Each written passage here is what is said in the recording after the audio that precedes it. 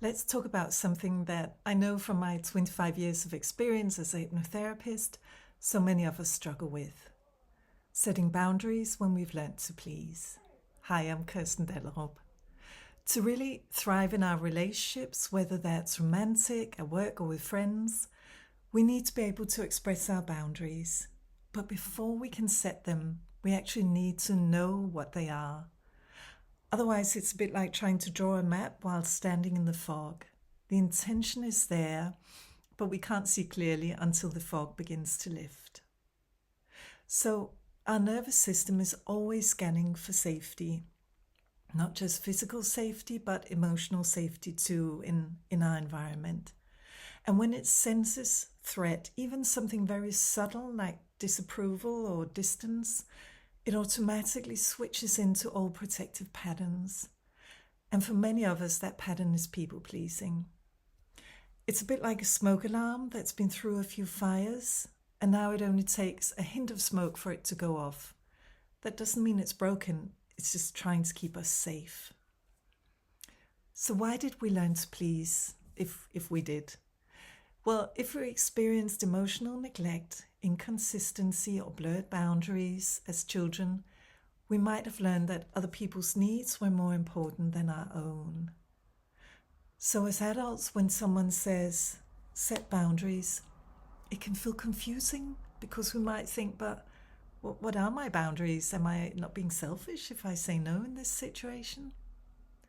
So maybe we had emotionally unavailable parents or parents who leaned on us for support. Maybe we were sent to our rooms when we cried and told you can only come out when you're ready to apologize.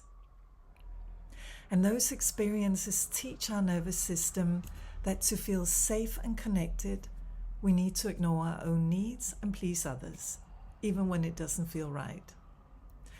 So as adults, our boundaries can become too loose. And we may not even notice this because it just feels normal, it's familiar. So why is this a problem? Well, the problem is that this is not sustainable. If we are keeping others comfortable at the expense of ourselves, we slowly abandon who we are. And that can only lead to frustration, anxiety, and burnout because our inner child is going to feel unsafe within us. So the good news is that our bodies know. There's always a signal, maybe just a whisper when something isn't quite right. Maybe it's sensation in the stomach or in the chest or in the shoulders. Or maybe just that sort of quiet sense of something's a bit off. And that's not weakness, that's wisdom. So where do we start? Well, we start by noticing. Notice those sensations in the body. Or maybe notice when you feel that pull to please.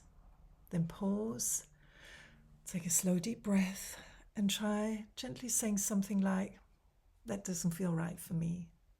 Just start small. Every small act teaches our nervous system that it's safe to feel your needs and respond to them. You can even start with tiny things like choosing which cup to drink from in the morning or saying no thank you to an invitation or rest when your body asks for it. And over time, those small choices teach our inner child that it's safe when we say no, and it's safe to express our needs. So what might healthy boundaries sound like? They could sound like, I care, but I also need space. I want connection, but not at the cost of my peace. I want to feel close, but I also need to feel safe in my body. So boundaries help us stay grounded, to come home to ourselves. And from that place, we can set boundaries with others.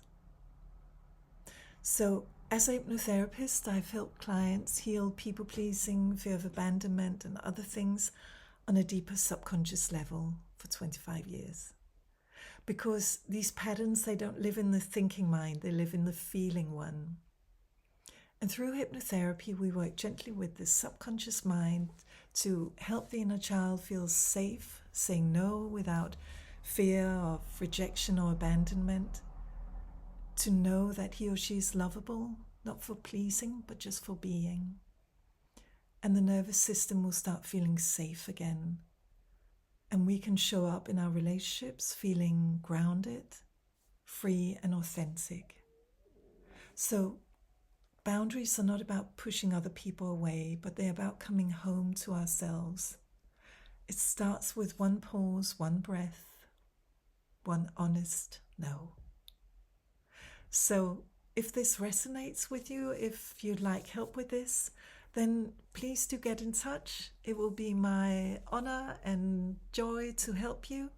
And you know where to find me. Okay, bye for now.